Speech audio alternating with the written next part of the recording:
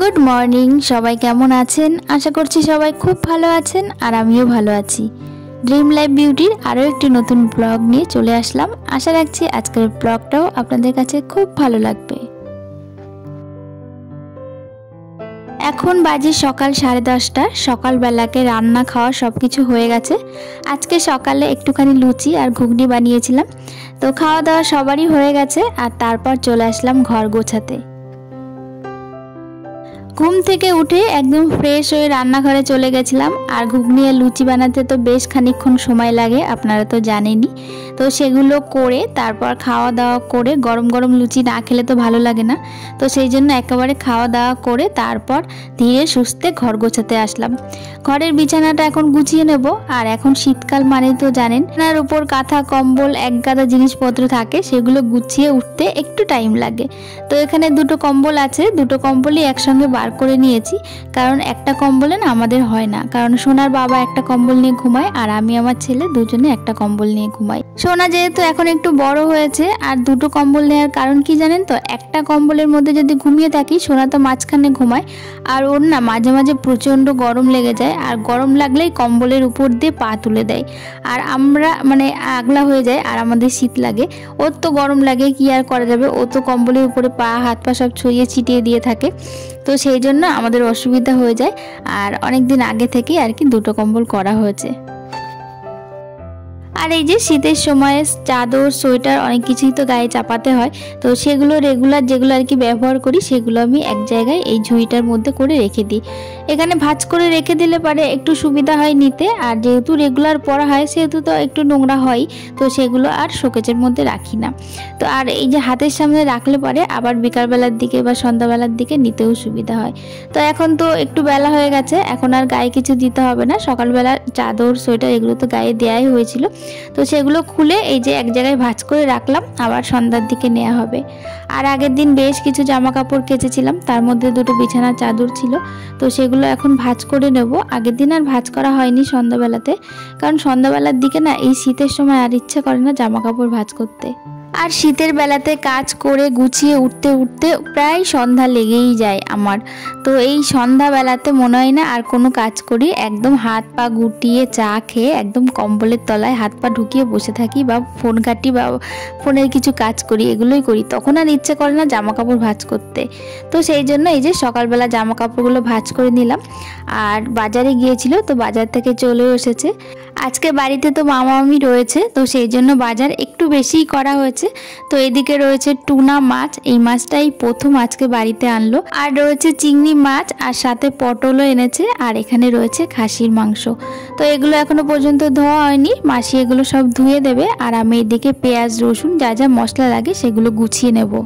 আর একদিকে আমি ভাতও বসিয়ে দিয়েছি, কারণ ভাতটা একদিক দিয়ে হয়ে যাক, দুপাশে রান্না করতে হবে, তখন আর ভাত রান্না করতে দেরি হয়ে যাবে বলে আগে আগে আমি ভাতটা করে নিচ্ছি। আর এই যে সমস্ত মশলা একদম কেটে কুটে নিয়েছি। আর আজকের মশলাগুলো না আমি মিক্সিতেই করে নেব, কারণ অনেক মশলা, এত মশলা যদি আমি শিলনোড়াতে করতে যাই তাহলে হাত দুটো আমার একদম ব্যথা হয়ে যাবে। বাড়িতে এমনি যে সময়ে মাংস রান্না করি সেই মাংসের মশলা কিন্তু আমি হাতেই বেটে নিই। আর রেগুলার রান্নার মশলা তো হাতে বাটি, তার সাথে মাংস হলেও সেই মশলাও হাতেই বেটে নিই। কিন্তু আজকে যেহেতু পরিমাণে একটু বেশি আছে আর মশলাও অনেকটা লাগবে, তো সেই জন্য আজকে মিক্সিতেই করে নিচ্ছি। প্রথমে জিরে ধনেটা বেটে নিচ্ছি। আর জিরে ধনেটা কেন জানি না মিক্সিতে খুব ভালো পেস্ট হয় না, তো এখানে যতটা সম্ভব আর কি বেটে নিচ্ছি। আর আমি শিলনোড়াতে আরেকবার বেটে নেব, তাহলে আমার একটুখানি কষ্ট কম হবে আর তাড়াতাড়িও হবে। তো একে একে সমস্ত মশলাগুলো আমি পেস্ট করে নিচ্ছি, আর তারপর রান্নাটা শুরু করব।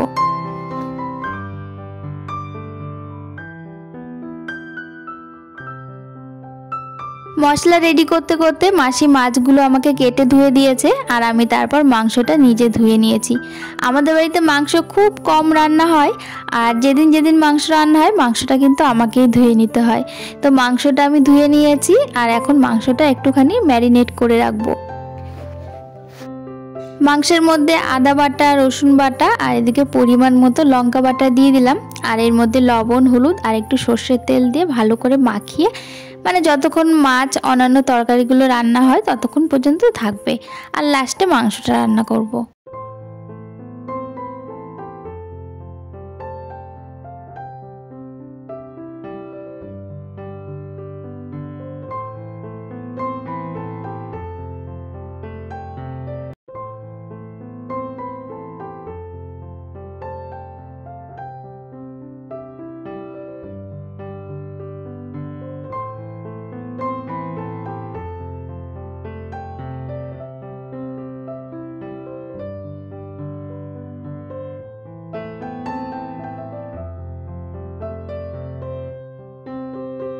আমাদের এই বাড়িতে জানেন তো মাংস কম রান্না করা হয়, কিন্তু মাছ রেগুলার হয় আর বিভিন্ন ধরনের মাছ হয়। বিয়ের আগে তো আমি কত মাছের নাম জানতাম না, আর অত মাছ খাইও নি, চিনতামও না। কিন্তু এখানে এসে অনেক রকমের মাছ চিনেছি আর অনেক রকম মাছ খেয়েছি, আর এখন কিন্তু মাছ খেতে আমার ভীষণ ভালো লাগে।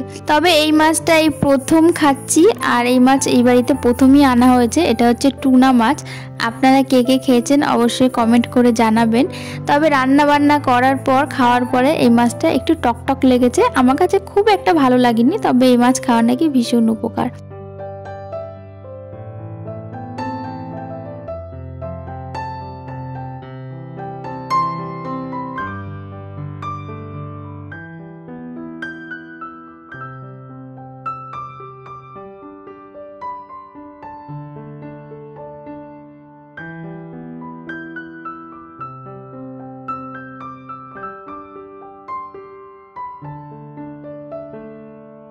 একে একে আমি মাছগুলো ভেজে নিয়েছি, আর এবার চিংড়ি মাছগুলো একটু ভেজে নেব।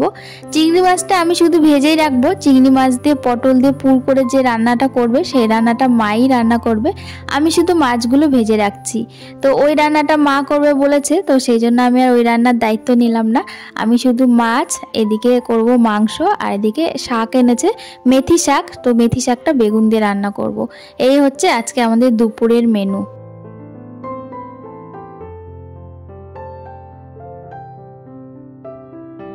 আমার এদিকে মাছ রান্না হয়ে গেছে, আর মাছটা মশলা দিয়ে রান্না করেছি, এর মধ্যে কোনো আলু দিইনি, মাংসের মতো করেই রান্না করেছি। আর ওপাশে ছোট কড়াইতে আমি মেথি শাকটাও বসিয়ে দিয়েছিলাম, বেগুন দিয়ে মেথি শাক রান্না করে ফেলেছি।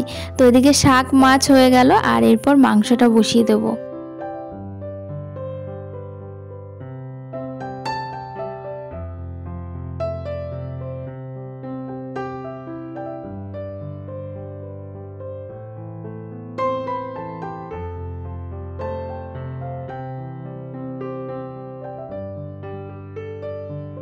মাংসটা তো আমি আগেই ম্যারিনেট করে রেখেছিলাম, আর এরপর মাংসটা কষিয়ে নেব।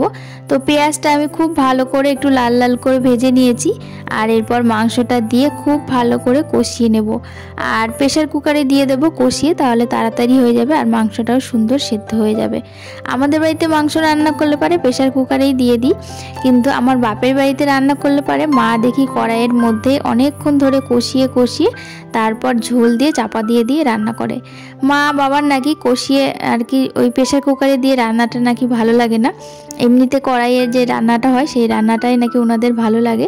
তো কিন্তু আমাদের বাড়িতে এই বাড়িতে মাংস রান্না করলে প্রেসার কুকারে দিতেই হবে।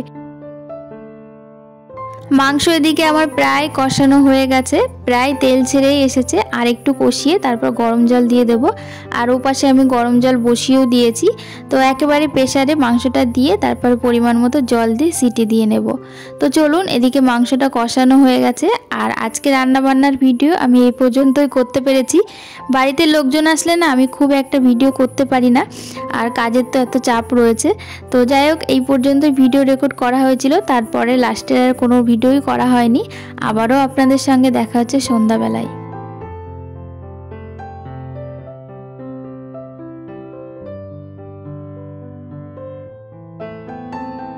আবারও অনেকক্ষণ বাদে চলে আসলাম আপনাদের সামনে। এখন বাজে বিকেল 5:30।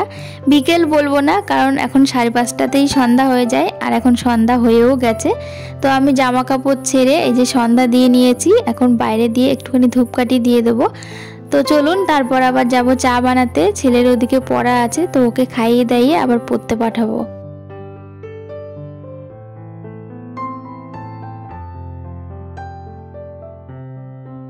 সারাটা দিন ছেলে খেলাধুলা করেছে, আর এখন যেহেতু একটু শীতের বেলা, তো দুপুরের দিকে একদম ঘুমোতে চায় না। তো সারা দিন খেলাধুলার উপর দিয়েই ওর দিন যায়। এখন স্কুলও ছুটি, আর সন্ধ্যাবেলার দিকে যেহেতু পড়তে যায়, তো সারা দিনটা ফাঁকাই থাকে। ওই সকালবেলার দিকে একটু পড়তে বসে, আর তারপর সারাটা দিন ওর হাতে খেলার টাইম। এখন ওই 6টা মতো বাজে, আর এখনও পড়তে যাবে। আর তার আগে একটু দুধ বিস্কুট খাইয়ে দিচ্ছি। খাইয়ে দাইয়ে আমি ওকে পড়তে দিয়ে আসবো, আর সেখানেও বাবু যাবে তার সাইকেল চালিয়ে, আর আমি তার পিছন পিছন যাব সাইকেল নিয়ে। তো চলুন আজকের ব্লগটা আর বেশি বড় করব না, এখানেই আজকের ব্লগটা শেষ করছি। আর আজকের ব্লগটা আপনাদের কাছে কেমন লাগলো অবশ্যই কমেন্টের মাধ্যমে জানাবেন। যদি ভালো লাগে একটা লাইক করে দেবেন। আর আমার চ্যানেলে এখনও পর্যন্ত যারা নতুন অবশ্যই আমার চ্যানেলটি সাবস্ক্রাইব করে আমার পাশে থাকবেন। তো চলুন আবারও ফিরছি একদিন বাদে। ততক্ষণের জন্য সবাই সুস্থ থাকবেন, ভালো থাকবেন এবং পরিবারের সবাইকে ভালো রাখবেন।